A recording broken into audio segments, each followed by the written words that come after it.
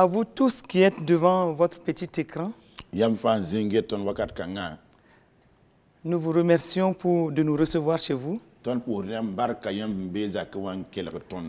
nous recevoir à travers votre émission Que votre lumière luise.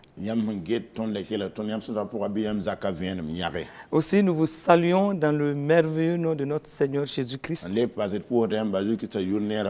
Et nous prions que votre confiance et votre fidélité à cette émission vous soient retournées en multiples bénédictions familiales au nom de Jésus-Christ.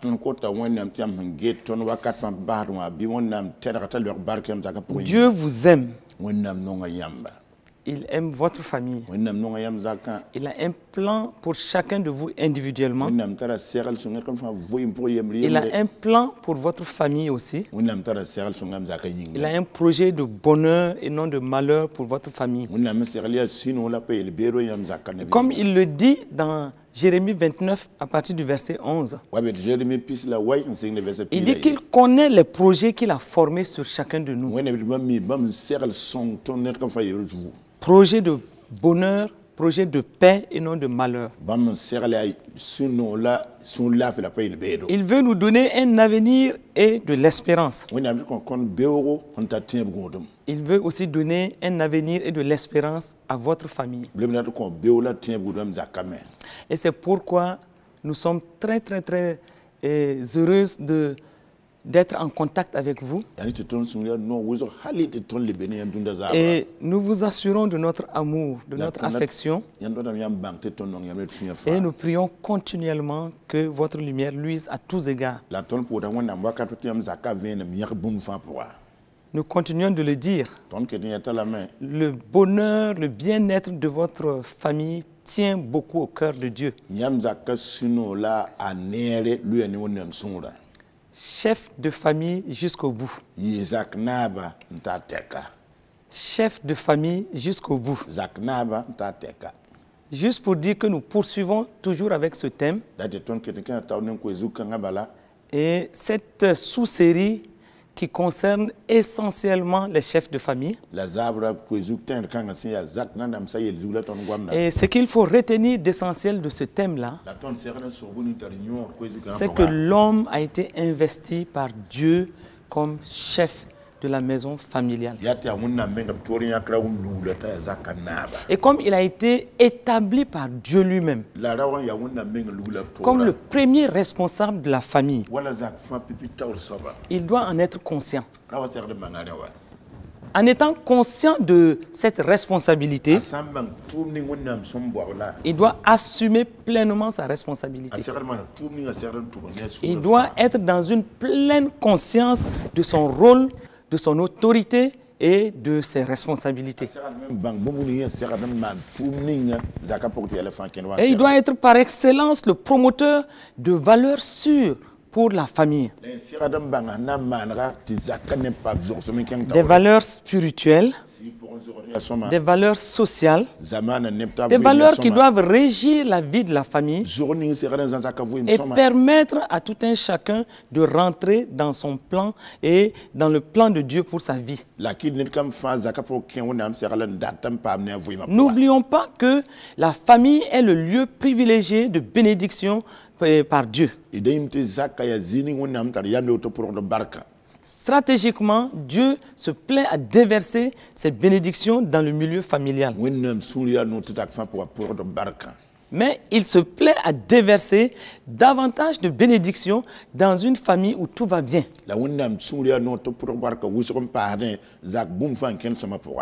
Le plus grand intérêt de Dieu, c'est de voir ses enfants unis dans l'amour.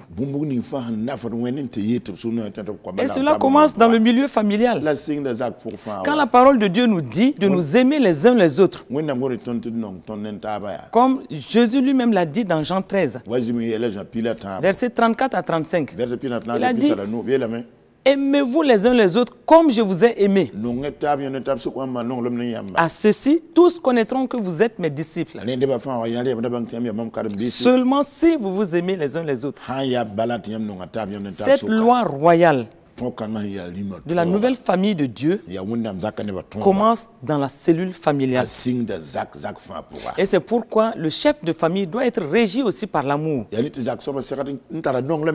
Et devant les situations, il doit prendre ses responsabilités, mais les assumer avec amour. Et dans ses responsabilités, il doit éviter de jouer à la politique de l'autruche. Il ne doit pas voir les choses se passer et fermer ses yeux comme s'il ne les voyait pas.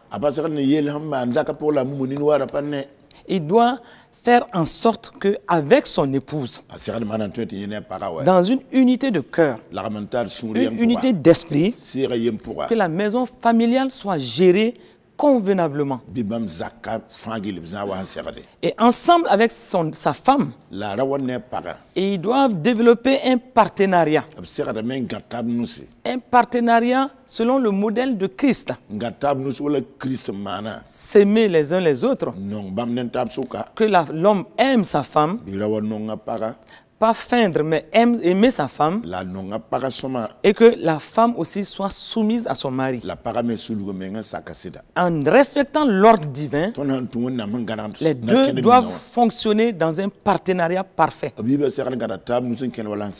Et ce partenariat doit leur permettre de prendre soin convenablement et efficacement de toute la famille. C'est depuis un temps, nous insistons beaucoup sur le rôle de l'homme. Le rôle de l'homme dans la cellule familiale. C'est simplement parce que, selon les Écritures, Dieu l'a porté garant de la bonne marche de la famille. Ah oui, il doit le comprendre. C'est dans l'ordre divin et il doit respecter cet ordre divin-là en s'assumant et en montrant qu'il est responsable.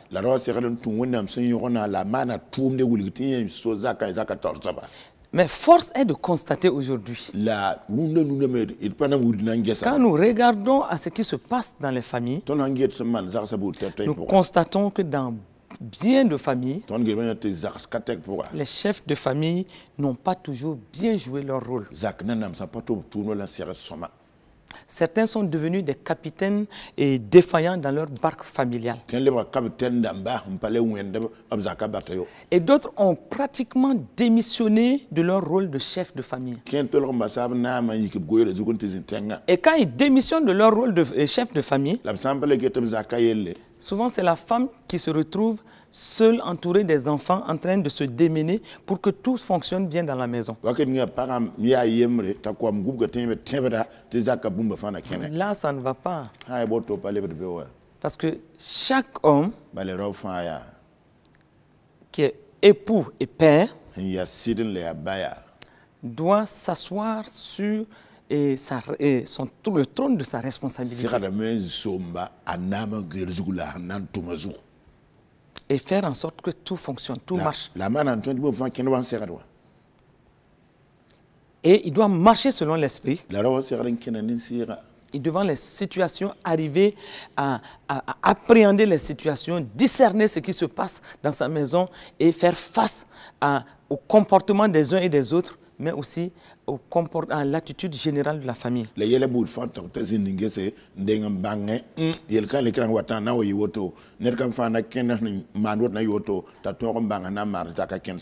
Ce qui veut dire simplement qu'il doit faire en sorte que le lien familial reste dans l'unité, dans l'amour, mais aussi dans la cohésion.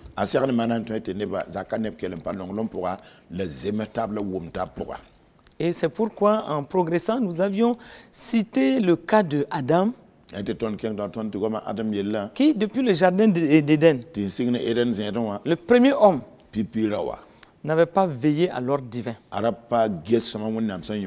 Dieu avait parlé. Il lui avait parlé. En première position, c'est à lui qu'il a parlé. Et il lui avait dit, parler directement et sans détour de l'arbre de la connaissance du bien et du mal.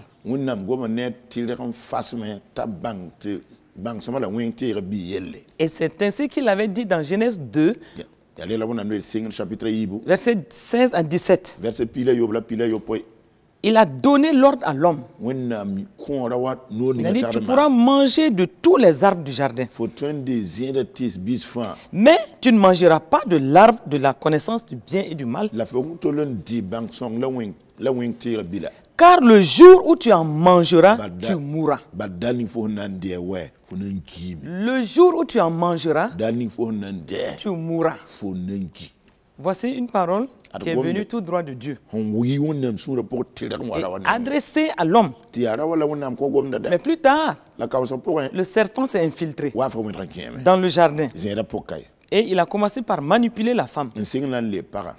Et quand il a pu avoir accès à la femme, ce qui s'est passé, c'est que la femme s'est laissée séduire par le serpent. La femme s'est laissée séduire par le serpent. Et là, nous nous arrêtons pour dire tout simplement à nos bien-aimés sœurs, quand on regarde à ce qui s'est passé dans le jardin d'Éden, il y a eu une discussion entre le serpent et Ève sur la parole de Dieu. C'est cette discussion-là qui a amené tout compte fait la chute. Et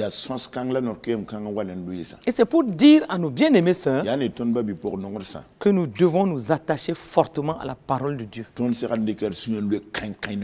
Et en nous attachant fortement à la parole de Dieu, nous n'allons pas donner accès au diable. Ne discutez pas avec la parole de Dieu. Parce que Ève s'est prêtée au jeu de l'ennemi. Comme beaucoup de femmes aujourd'hui se prêtent au jeu de l'ennemi. Elles se prêtent à l'action de l'ennemi et de leurs propres mains, elles renversent leur maison. Elles détruisent leur famille.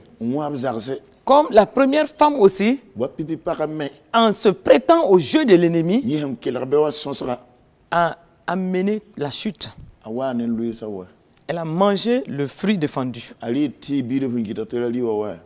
Et la parole de Dieu dit que quand elle a mangé ce fruit-là, elle a donné le fruit à son mari qui était auprès d'elle. Et là, nous le voyons dans Genèse 3, verset 6. L'homme était auprès d'elle. Et nous sommes amenés à nous poser la question de pourquoi, Adam, tu étais là, tu as vu tout ce qui se passait, pourquoi tu n'as pas réagi? Non seulement tu n'as pas réagi, mais encore tu as pris le fruit parce que ta femme t'a donné le fruit et tu as mangé. Et là, nous avons qualifié l'attitude de Adam comme un silence complice. Un silence coupable. Et aujourd'hui, quand nous regardons dans certaines maisons familiales, souvent certains chefs de famille observent un silence coupable, un silence complice de certaines choses qui se passent à la maison. Ils se taisent. Ils jouent à la politique de l'autruche. Ils ne réagissent pas quand il faut réagir. Et quand ça tourne mal, comme Adam l'a fait, il commence à accuser la femme. Là, nous nous arrêtons encore pour dire, chef de famille, soyez-le jusqu'au bout. Autrement dit, prenez vos responsabilités jusqu'au bout. Par moment, vous pouvez être amené à élever le ton, mais avec amour, pour dire soit à votre épouse, soit aux enfants, ce chemin-là va nous amener dans la destruction. Et sans se laisser intimider par quelque situation que ce soit, par moment, vous devez ouvrir la bouche et même par moment être assez dur, mais pour sauver la famille. Et plus tard, chacun reconnaîtra que vous avez pris votre responsabilité quand il le fallait. Donc voici une attitude que nous devons proscrire. Dans les familles, homme, prends tes responsabilités. Quand il le faut, parle. Quand il le faut, agis. C'est pour le bien de la famille. Et nous avions parlé aussi d'une autre famille, la famille de Noé. Wow. Voici une famille dont l'histoire nous donne aussi des enseignements certains. Noé, la famille de Noé était une famille bénie. Et nous le voyons dans la parole de Dieu, dans Genèse 9, verset 1, la parole de Dieu nous dit clairement que Noé bénit, et Dieu bénit Noé et ses fils. Et il leur a même dit, soyez féconds, multipliez et remplissez la terre. Et nous signalons que Noé était dans une parfaite, une alliance aussi avec Dieu, une bonne alliance avec Dieu. Et là aussi nous le voyons dans Genèse 9, verset 9. Où il est écrit, voici, Dieu parle, il dit, voici, j'établis mon alliance avec vous et avec votre postérité après vous.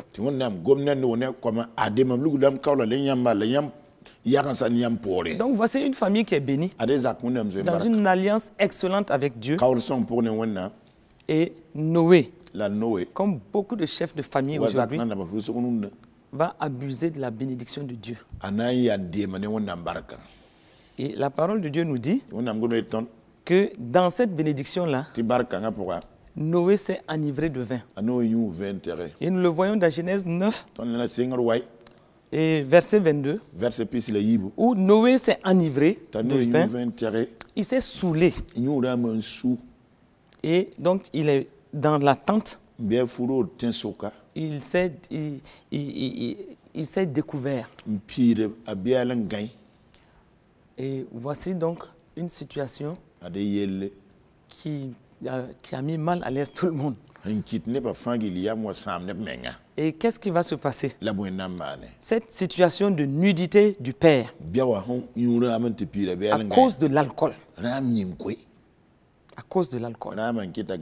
Au moment où vous nous écoutez, père de famille, pourquoi vous adonnez-vous à l'alcool?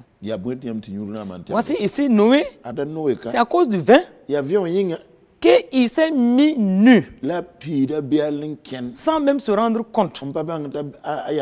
Et il était couché nu. Mais voici une situation qui va aussi permettre de voir deux attitudes différentes par rapport à ses enfants.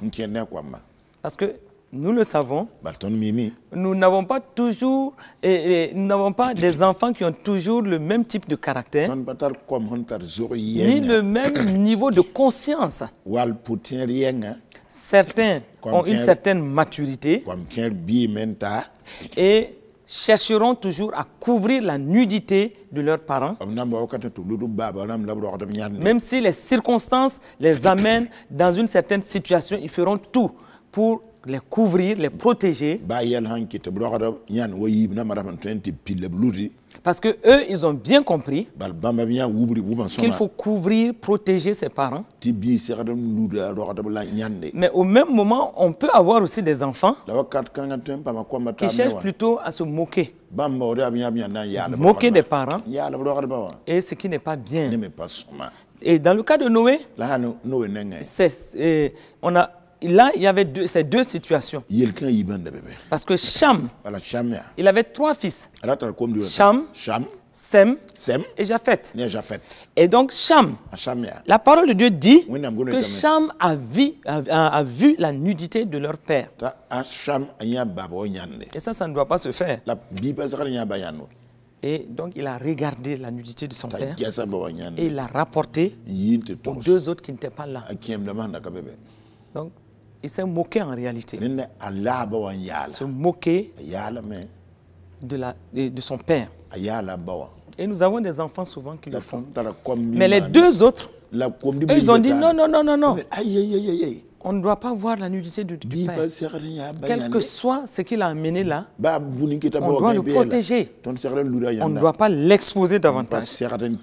Et c'est ainsi donc qu'ils ont pris le manteau et ils ont marché à reculons. Ils sont partis couvrir la nudité de leur père pour que cette nudité ne soit pas vue par d'autres.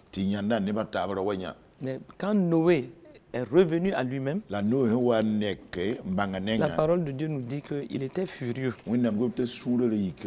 Donc quand il s'est rendu compte de tout ce qui s'est passé, il a appris tout ce qui s'est passé, il a été porté donc à maudire. Il n'était pas content et il a maudit et la suite de Cham. Il a maudit.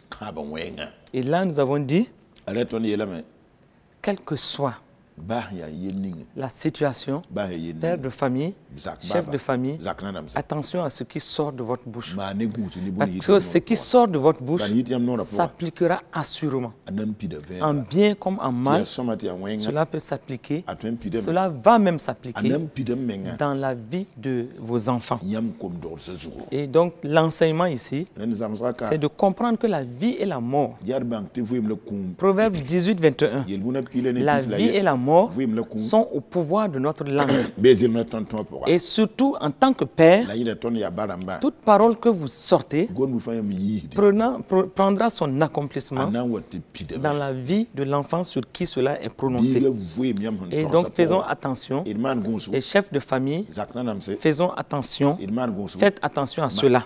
Le troisième cas que nous avions abordé, c'était celui de Abraham. Abraham, le patriarche Abraham, qui a eu un témoignage et une histoire extraordinaire avec Dieu. Mais dans son parcours, quand nous regardons à certains moments précis de son parcours, nous nous rendons compte qu'il a failli. En tant que chef de famille, Abraham a failli à des moments. Et par 2 fois, par exemple, Abraham va vendre sa femme par peur. Et c'est pourquoi nous voyons dans Genèse 12, à partir du verset 11, il est dit que Abraham était prêt d'entrer en Égypte. Et il a dit à sa femme Sarai, voici, je sais que tu es une femme belle de figure. Quand les Égyptiens te verront, ils diront c'est sa femme. Et ils vont me tuer. Et ils ne me laisseront pas la vie. Mais regarde, le contrat qu'on va faire, c'est que tu ne vas pas dire que tu es ma femme. Tu vas dire que tu es ma soeur. Pour que moi, je sois bien traité à cause de toi. Et que mon âme vive grâce à toi. Regardez un compromis. Et beaucoup d'hommes font des compromis. Des compromis à cause de la peur. Des compromis à cause de certaines difficultés. Des compromis par rapport même à leurs femmes souvent, par rapport à leurs enfants. Des compromis pour se préserver ou pour préserver leurs affaires. Et là aussi nous avons dit, chef de famille, soyez-le jusqu'au bout. Soyez-le jusqu'au bout. Certains hommes veulent sauver leurs affaires et ils vendent littéralement leurs femmes ou leurs enfants. Donc, et c'est pourquoi, vous qui nous écoutez en ce moment, vous, chef de famille, regardez comment par moment, vous envoyez votre fille de 19 ans pour emprunter de l'argent. Pour vous. Vous avez besoin d'argent et c'est cette fille-là que vous envoyez. Vous savez que c'est une fille qui est belle de figure aussi. Et vous l'envoyez vers des hommes et vous savez clairement que ces hommes-là ont des yeux pour votre fille. Mais maintenant, en l'envoyant comme ça, excessivement, pour aller demander de l'argent pour vous, et surtout par moment, vous lui avez dit, en y allant, et toi là, habille-toi bien. Honnêtement, qu'est-ce qu'il y a dans votre cœur? Qu'est-ce que vous cherchez? Qu'est-ce que vous escomptez? du fond de votre cœur, qu'est-ce que vous cherchez? Arrêtez cela, homme. Chef de famille, vous êtes en train de livrer votre fille. Arrêtez cela et préservez votre fille. Et nous voyons cela par moments dans certaines familles. La fille a envoyé pour certains types de travaux. Et au moment où elle va pour ce type de travaux, parce qu'on s'attend à ce qu'elle ramène de l'argent, mais en réalité, vous la livrez à la prostitution. Et cela doit faire réfléchir. Et vous faire réfléchir. Et c'est avec tout l'amour dans notre cœur que nous vous disons, faites attention à cela. Faites attention, car des choses peuvent arriver et vous ne saurez même pas. Parce qu'en plus, ces filles-là ne vont pas vous dire. Vous voyez, dans le cas d'Abraham, une seconde fois, Abraham va encore vendre sa femme. Il n'a pas tiré enseignement de la première situation. Et c'est là où dans Genèse 20, il est dit, à partir du verset 2, il est dit, Abraham disait de Sarah, sa femme, c'est ma sœur. Donc il disait, c'est sa sœur. Alors qu'il sait que c'est sa femme. Donc, quelque part, il y a quelque chose qui n'est pas vrai. Et en disant que c'est sa sœur, Abimelech, roi de Guérar, fit enlever Sarah. Et le verset 3 de Genèse 20 dit que alors Dieu apparut en songe à Abimelech pendant la nuit et lui dit, voici, tu vas mourir à cause de la femme que tu as enlevée. Car elle a un mari. Regardez, Dieu va passer même par des songes pour révéler le mensonge de certains chefs de famille. Dieu va passer par des songes pour montrer ce qui se passe par rapport à vous, votre famille. Et c'est pourquoi, en parlant du cas d'Abraham, le plus important ici, c'est que chacun tire enseignement. Ne mentez pas, parce que vous cherchez à vous préserver. Et surtout quand il s'agit de votre femme. Votre femme, c'est le bien le plus précieux que Dieu vous a donné. Et Dieu vous a dit, dans Éphésiens 5, verset 25, il a dit, Marie, aimez vos femmes, comme Christ a aimé l'Église, et s'est livré lui-même pour elle. Ici, nous sommes en droit de nous demander, est-ce que Abraham, est-ce qu'il avait aimé Sarai au point de se livrer pour elle? Lui, il a plutôt livré sa femme. Il a livré sa femme. Ça doit faire réfléchir. Et plus tard, dans son parcours avec sa femme, Abraham va littéralement fuir sa responsabilité à des moments précis. En tant que chef de famille, et là il va créer toutes sortes de petites situations désagréables dans la maison. Et c'est là que nous voyons dans Genèse 15, devant les multiples interrogations d'Abraham, parce qu'il avait reçu la parole de Dieu. Il avait reçu les promesses de Dieu sur la postérité que Dieu lui avait déjà donnée. Mais il ne l'avait pas encore vu concrètement. Et devant ces multiples interrogations, Dieu va répondre à Abraham dans Genèse 15. Et c'est là où il lui dit dans Genèse 15 à partir du verset 3, il dit à Abraham, voici. Non, c'est Abraham qui dit à Dieu, voici, tu ne m'as pas donné de postérité. Et celui qui est né dans ma maison sera mon héritier.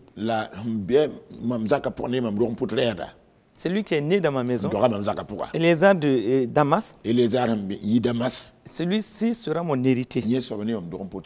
Et alors, la parole de l'Éternel fut adressée ainsi à Abraham. Verset 4 de Genèse 15. Et il dit, ce n'est pas lui, ce n'est pas Éléazar de Damas qui sera ton héritier, mais c'est celui qui sortira de tes entrailles qui sera ton héritier. Voici la parole de Dieu. Dieu a parlé et Abraham a cru. Parce que la parole de Dieu dit dans Genèse 15 verset 6 que Abraham eut confiance en l'Éternel qui le lui imputa en justice. Donc quand la parole est sortie, Abraham a cru. Il a fait confiance en Dieu. Et maintenant, il devait attendre cette promesse, la concrétisation de la parole de Dieu. Chef de famille, Dieu vous a parlé par rapport à des domaines précis, par rapport à des choses précises dans votre famille et par rapport à des points précis. Il a déjà prophétisé, il a déjà parlé, vous y avez cru. Et regardons l'attitude d'Abraham qui reflète aussi l'attitude de bien de chef de famille. Parce que au verset, dans Genèse 16, nous voyons déjà à partir du verset 1. Sarai, la femme d'Abraham, vient vers son mari. Après la belle promesse qui avait été faite, Sarai vient vers son mari avec une autre proposition. Et cette proposition-là allait contre tout ce que Dieu avait dit. Genèse 16, verset 2. Il a dit que et Sarai dit à Abraham, voici, l'Éternel m'a rendu stérile. Viens, je te prie, vers ma servante. Peut-être aurais-je par elle des enfants? Et la parole de Dieu dit, Abraham écouta la voix de Sarai. Il avait eu confiance en Dieu. Comme vous aviez eu confiance en Dieu, chef de famille, par rapport aux choses de la famille, par rapport à des aspects bien précis de la vie familiale. Mais pourquoi écoutez-vous des voix étrangères? Quand Dieu a parlé et vous avez été d'accord, vous avez accepté la voix de Dieu, vous avez fait confiance. Pourquoi ne restez-vous pas ferme pour attendre que cette promesse de Dieu se réalise? Pourquoi courez-vous de prophète en prophétesse? Pourquoi êtes-vous en train d'écouter des voix étrangères? Pourquoi êtes-vous en train d'écouter des conseils des humains? Et Genèse 3 et 16, verset 3, il est dit que Sarai, femme d'Abraham, prit Agar, l'Égyptienne, sa servante, et la donna pour femme à Abraham, son mari, après qu'Abraham eut habité 10 ans dans le pays de Canaan. Regardez comment on peut vaciller de la parole de Dieu à ce que l'homme peut amener. Nous pouvons imaginer la scène ainsi. Dieu a bien parlé à Abraham. Abraham était d'accord. Il a eu confiance. Il dit, waouh, enfin. Mes interrogations là, devant mes interrogations, j'ai enfin eu la bonne réponse. Ça, c'est Genèse 15.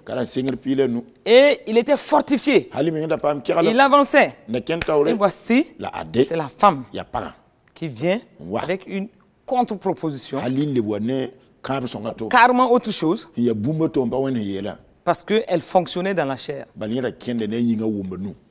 Et nous imaginons qu'elle a pris sa servante, elle a bien dépoussiéré sa servante là. Et puis elle a dit, hey Abraham, mon cher mari, prends celle-ci là-haut. Elle fera mieux ton affaire. Parce que toi, tu vois mon âge. Tu vois aussi les circonstances.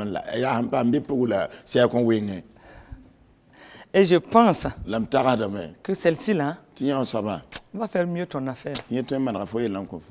Abraham a dû dire, mais écoute, ma chère épouse, Dieu a parlé. Dieu m'a déjà fait cette promesse-là.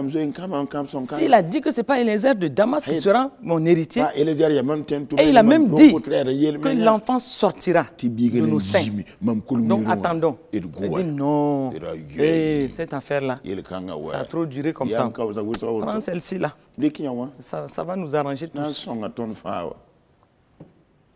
Femme. Femme. Pourquoi amènes-tu des troubles dans la famille? Pourquoi, face à la parole de Dieu, tu amènes tes propres pensées? Non seulement tu amènes tes propres pensées, mais tu fais appliquer des choses qui n'ont rien à voir avec la voix de Dieu. Dieu a parlé sur votre famille. Pourquoi oubliez-vous la précieuse promesse de Dieu pour votre famille? Et vous êtes en train de concocter avec des solutions humaines. Pourquoi? Et c'est là où, homme comme femme, chacun doit se ressaisir et regarder à la façon dont vous fonctionnez.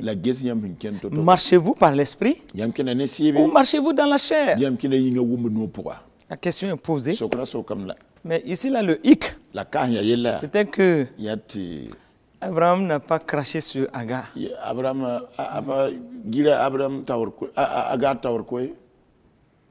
n'a pas craché sur la solution que Sarai a amenée. Et la parole de Dieu dit dans Genèse 16, verset 4, Abraham alla vers Agar. Et elle devint enceinte. Regardez femmes, tous les problèmes que vous créez dans votre maison. Et c'est pourquoi il est important que nous soyons des femmes vertueuses, des femmes qui marchons par l'esprit, qui fonctionnons par l'esprit. Nous ne sommes pas obligés de tout comprendre dans la chair, mais marchons selon l'esprit. Laissons l'esprit de Dieu nous convaincre, la parole de Dieu nous convaincre. Et nous verrons que Dieu sera au devant de toutes choses. Dieu sera au devant de toutes choses. Une femme a ainsi troublé sa maison parce qu'elle ne s'alignait jamais sur la parole de Dieu. Et elle cherche toujours des solutions humaines. Elle manipule à gauche, elle manipule à droite. Et il y a des femmes, il y a des sœurs qui sont fortes dans ça. Elles manipulent, de véritables manipulatrices. Et quand les problèmes viennent, elles sont là maintenant. Et ce sont des manipulatrices. Si nous sommes des femmes vertueuses, marchons par l'esprit. Et ne cherchons pas à nous agripper sur des solutions charnelles. Cette femme dont nous parlons, elle avait 6 filles. Et donc, 6 filles qui grandissaient bien. Entre-temps, la deuxième fille s'était mariée. La deuxième s'est mariée avant la première. Et voilà que la mère, qui tout le temps disait, ah mais ça semble un peu injuste. La première devait se marier avant. Mais chacun a son chemin selon Dieu. Et chaque fois, elle disait, mais non, il faut que la première aussi se marie. Et elle disait, non, il faut qu'on s'arrange pour corriger cette injustice entre griffes. Ah, injustice. Qui a été injuste ici? Et voici cette femme-là qui cherchait maintenant activement une solution. Elle cherchait maintenant un gendre. Et un jour, dans son service, elle voit un jeune homme.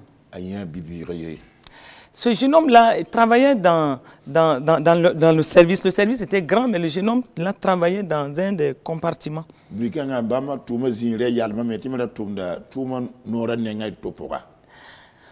Et elle a plaisanté un jour avec ce jeune-là. Elle lui a dit, mais vous êtes très gentil. Vous êtes tellement gentil que j'ai envie de vous donner ma fille en mariage. Le jeune homme a cru que c'était de la plaisanterie. Et un jour, voici la bonne maman qui invite le jeune homme à la maison. Donc, elle l'invite à manger. Le jeune homme aussi part. Et après le repas, c'était des petites plaisanteries. Et elle a profité de présenter sa première fille. En lui disant, mais regarde, elle est bien éduquée, ma fille. Et c'est ainsi qu'elle a tout fait. Elle l'a manipulé. Elle a tout fait pour mettre ces deux-là ensemble. Et le jeune homme n'a rien dit. Alors que il n'était pas célibataire. Il avait sa femme dans un autre pays. Et ses deux enfants. Et celui-ci aussi a joué au jeu de la bonne dame. Il a agi comme la femme voulait. Et il est arrivé jusqu'à épouser cette première fille de cette femme-là. Et c'est 6 mois plus tard qu'on voit un jour venir la femme légitime avec ses 2 enfants pour rendre visite à son mari, bien entendu.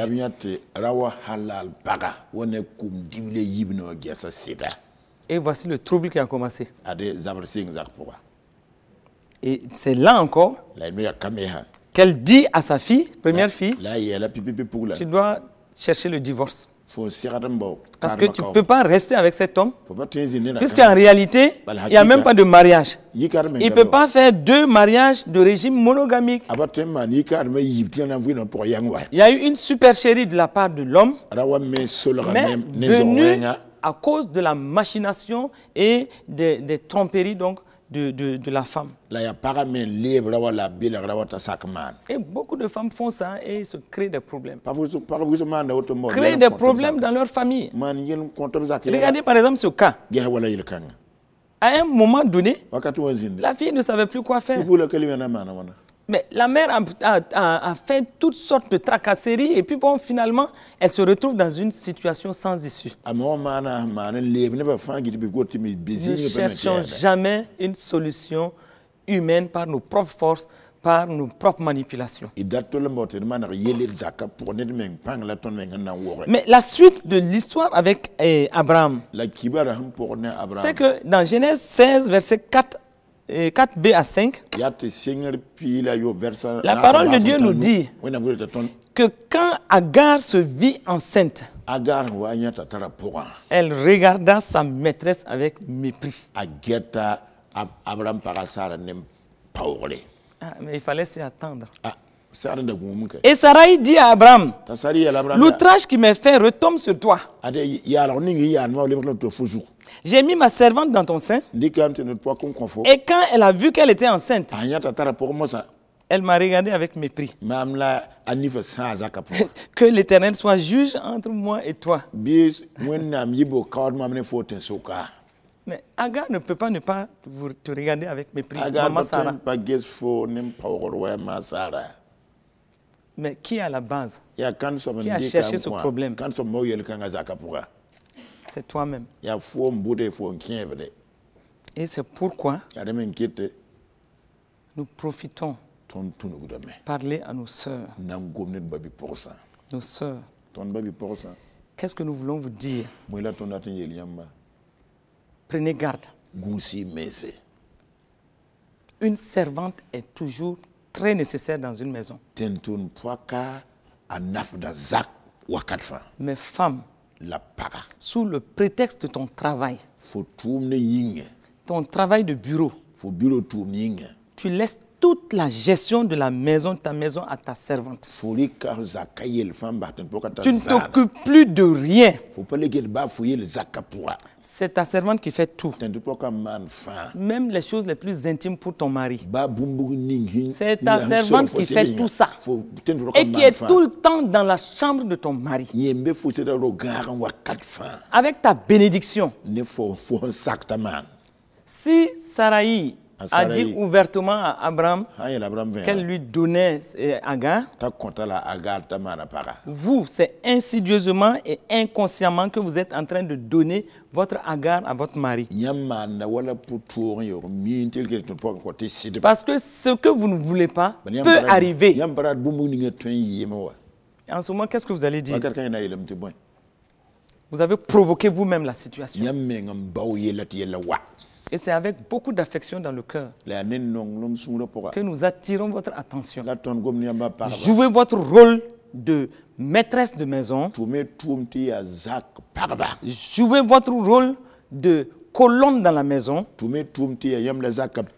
Arrêtez la paresse. Et il y a des choses que vous pouvez faire et bien faire pour votre mari. Que la servante ne soit pas en train de tout faire, parce que vous risquez de créer des problèmes là où il ne faut pas. Ce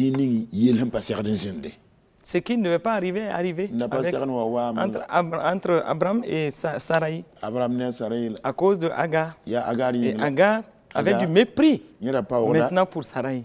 Et certaines servantes, à un moment donné, commencent à avoir du mépris pour leur patronne. Parce que leurs patronnes elles-mêmes sont souvent la source de ces problèmes.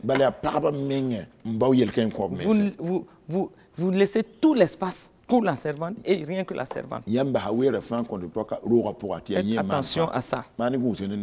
Chef de famille, soyez-le jusqu'au bout. Et nous abordons un autre cas, qui est le cas de Isaac. Ça, c'est un autre aspect de la responsabilité que Dieu donne à tout chef de famille. L'amour d'un père de famille pour ses enfants doit être inconditionnel. Et il doit aimer tous ses enfants de la même manière et de l'amour agapao. Et il ne doit pas être en train de faire une discrimination. Parce que tel enfant donne mieux certaines choses que tel autre enfant. Et donc ici, nous voyons Isaac. La parole de Dieu nous dit que dans Genèse 25, verset 28, il est dit que Isaac aimait Ésaü parce qu'il mangeait du gibier. Et Rebecca aimait Jacob. Rebecca aimait Jacob. Donc Isaac a même conditionné en réalité sa bénédiction à Ésaü en lui disant de lui amener du gibier avant qu'il ne le bénisse. Et